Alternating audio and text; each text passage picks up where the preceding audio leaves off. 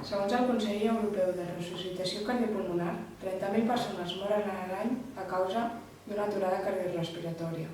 El 80% d'aquests es produeixen al domicili i només un 12% de la població coneixen les maniobres de resuscitació cardiopulmonar.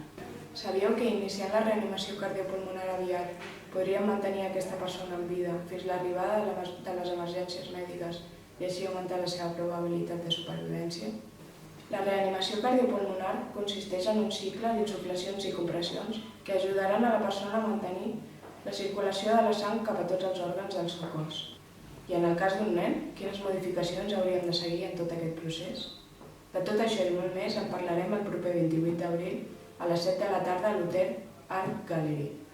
Enric Granados, us esperem.